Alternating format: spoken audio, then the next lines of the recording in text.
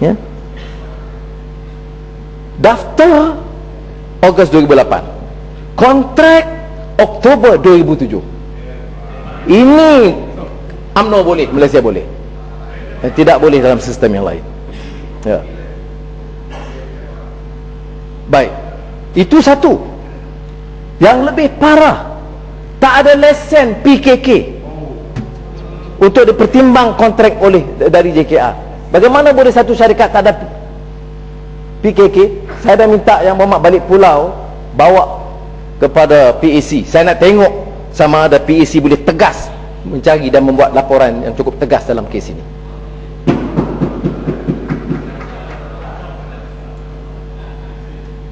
Kemudian PKK tak ada. Yang kedua, syarikat ini tidak berdaftar dengan CIDB sebagai syarat wajib kepada semua kontraktor pembinaan.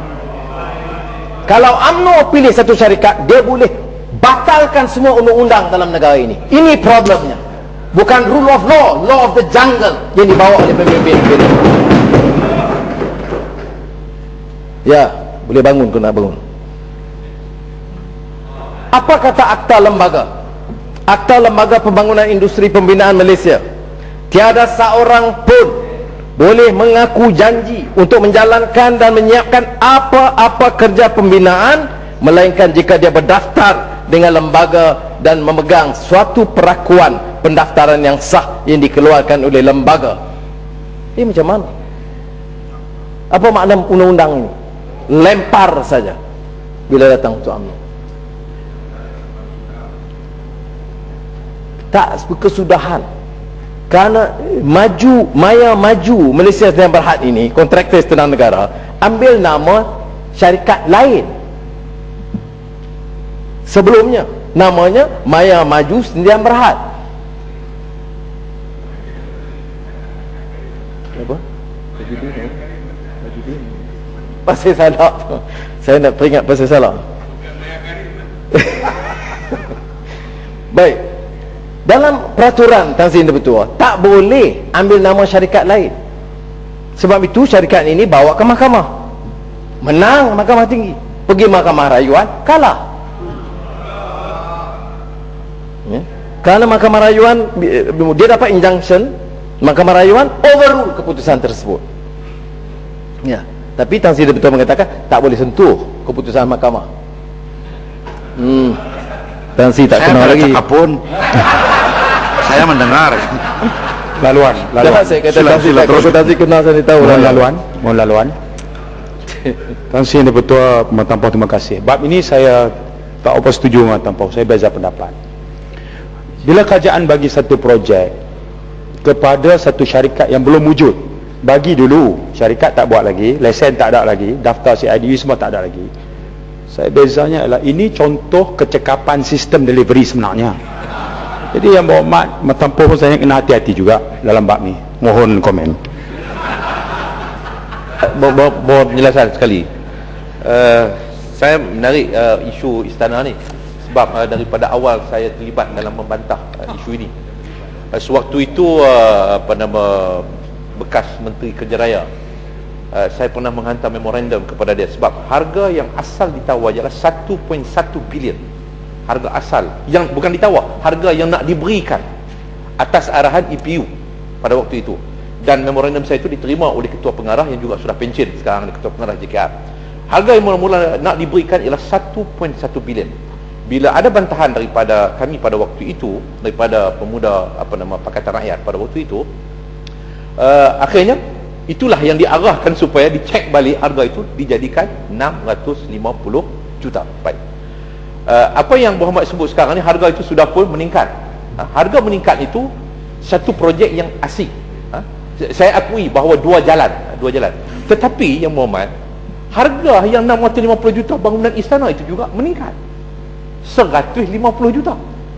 Bermakna bahawa kalau campur tadi dengan yang dua jalan tersebut, bermakna bahawa sudah sampai 1 bilion pada harga asal yang nak diberikan kepada syarikat Maya Maju ini, yang tidak ada seperti mana disebut ni, tidak daftar dengan PKK, tak ada kelas A, tak ada kelas sebenarnya. Kontraktor yang tak ada kelas, kontraktor yang tak ada kelas. Jadi saya nak minta penjelasan daripada Yang Berhormat bahawa apakah yang sepatutnya dibuat oleh kerajaan sekarang ini untuk memberikan satu report kepada kita semua, khususnya kepada parlimen ini, untuk kita mengetahui apa sebenarnya yang dilakukan oleh pihak kerajaan. Sebab bagi saya bahawa pembinaan istana ni satu sangat yang penting untuk tempat raja. Kalau diberikan kepada kontraktor yang tak ada pengalaman, yang tak ada kelas A, yang tak ada CIDB, berlaku runtuh, apa akan jadi? Ini bagi saya bahawa kerajaan harus bertanggungjawab untuk menjadi pembunuh kepada Yang di-Pertuan Agong.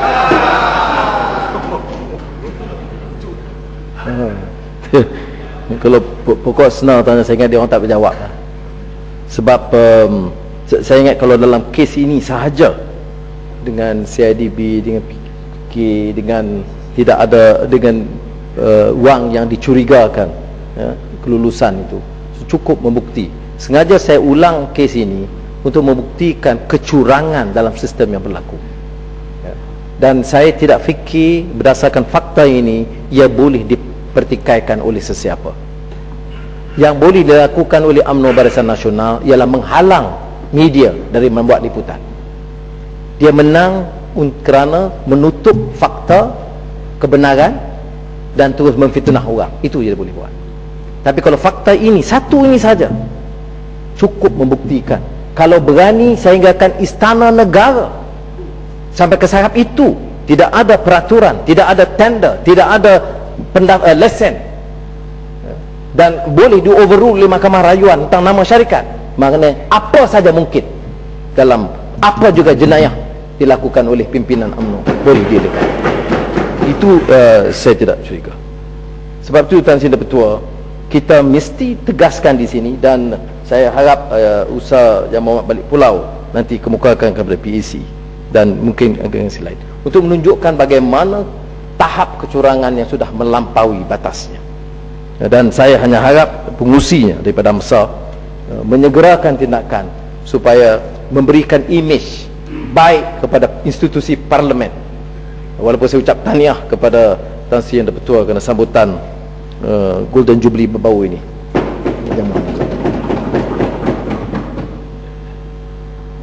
Walaupun kita tahu keterbatasan parlimen ini, tetapi oleh kerana disebut institusi demokrasi berparlimen yang dibanggakan, jadi kita pun turut hadir dan memberi sokongan, lebih lagi kerana menghormati Tan Sri di-Pertua.